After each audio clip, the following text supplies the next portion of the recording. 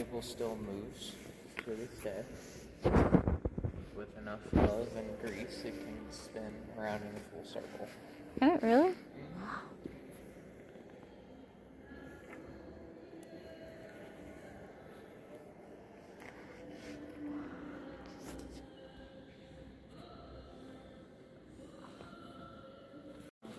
C1913 is one of 401 the Baltimore, Ohio made in the span of 5 years.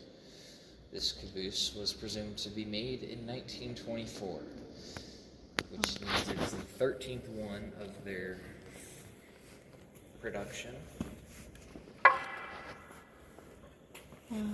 This caboose has a wood exterior with a metal frame. This caboose is also 101 years old. I don't think I've ever seen one with a wooden frame before. There's not a lot of these left. That's so cool.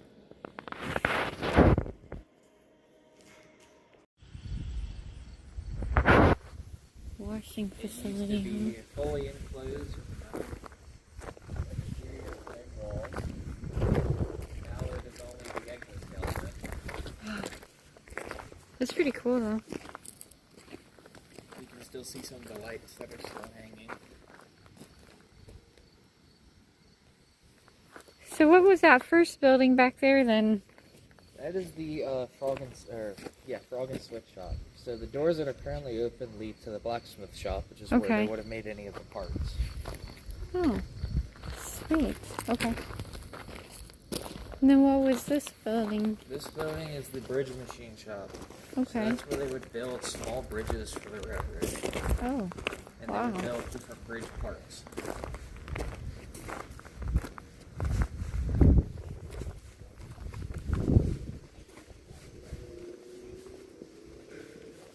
Ooh, we can go in here? The support beams are actually being held up by the ceiling. Really? So there's nothing underneath us holding us up except for these 26 beams that run. So if you remember, the whole first floor was wide open. Right. The floor is being held up by these beams and the trusses up in the roof. So are these beams original beams? Yes. Well, any idea what this floor was used for back in the day?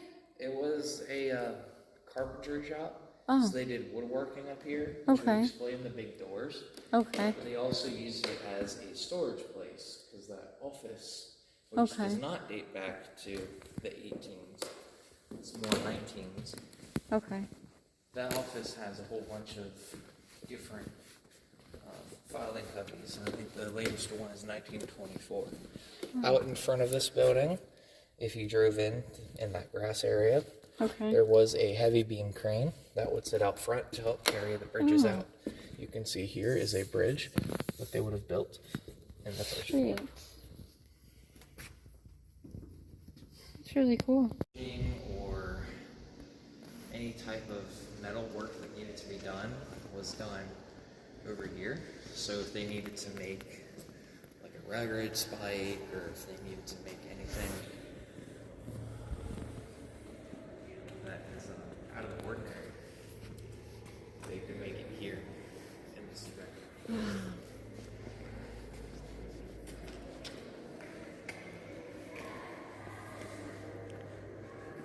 So this is a air-operated drop hammer. So this hammer,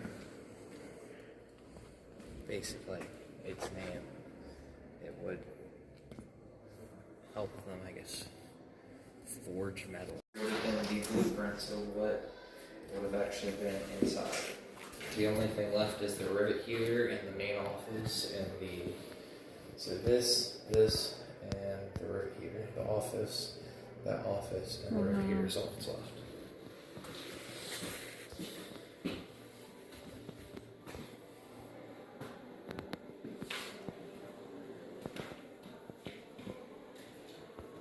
And then when we talk about frogs and switches, these are frogs, and these are your switches.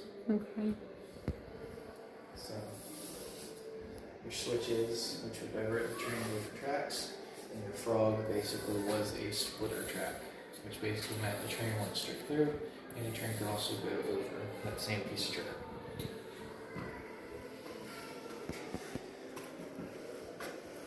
This is a picture of the property in 1989, a year before this roundhouse was burnt down, which is now currently a pile of rubble.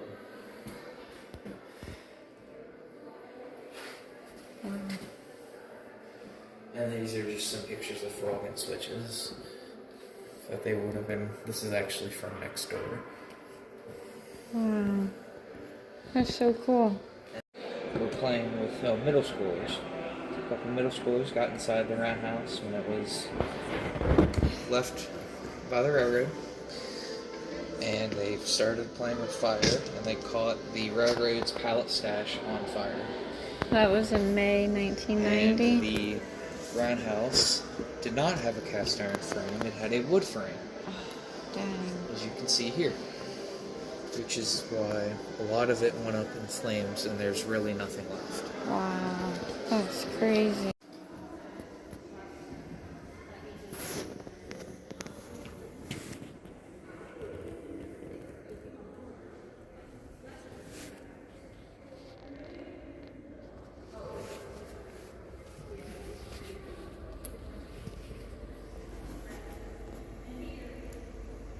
Here's the train coming too. So that's what's left of the old one? Yes. Okay.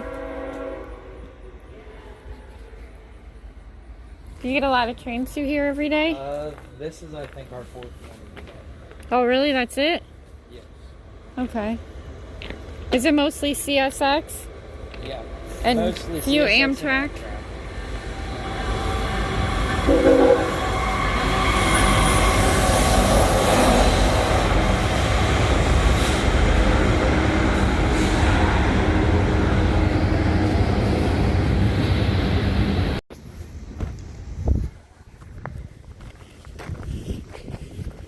Outside of the roundhouse. And the other building, the shop. That kid knew his stuff.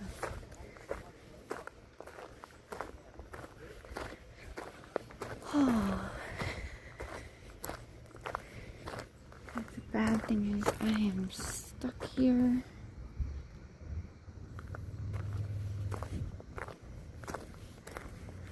Until 2 o'clock.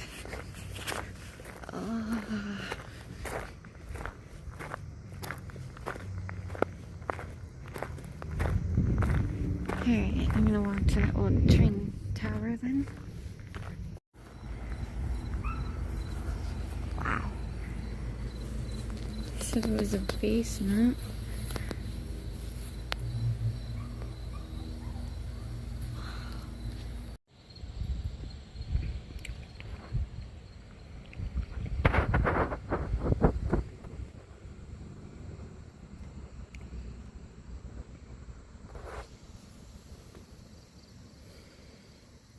So that's a drawing of him ruining the roundhouse, the one Jackson. It's the roundhouse. This says that he dismantled a few locomotives and a 40-horse team drug them south.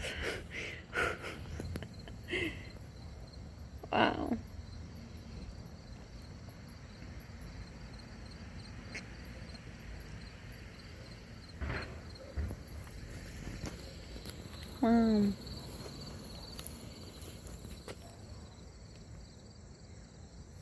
This is right across the tracks.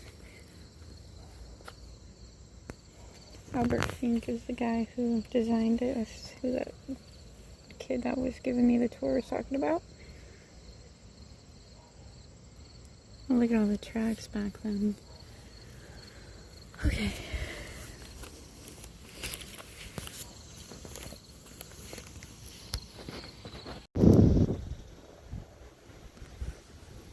Look at this beauty.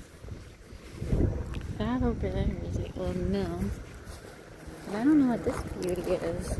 Ooh. It's Looks like they might be working on it. I'm not even going to attempt to go in here. I'm just gonna walk up here and look. It is stonework on this. This has to have history dating back into the 1800s, early 1900s.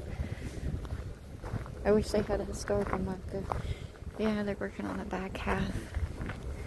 Kind of sucks because they're ruining it. The stonework at the front is amazing. Look at the vines on that window. That is beautiful.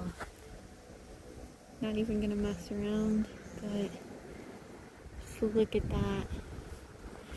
Absolutely beautiful building there. That is the mill. We're gonna walk over there in a second. Pretty sure that's the old mill that said.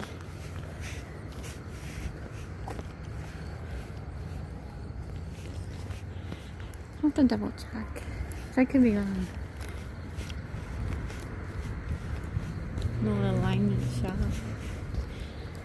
I'm not trying to go in any of these by myself today. Just looking around.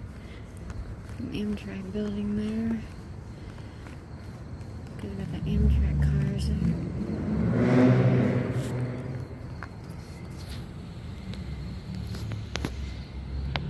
Kinda cool. It's not as old as the one building, but okay, so on Google it looks like this used to be connected to that other building. So they were both part of the mill. There was a building in between that. It shows on Google Maps. So that's a pretty old building too. Interesting. Amtrak. A lot of history here. It's kind of cool.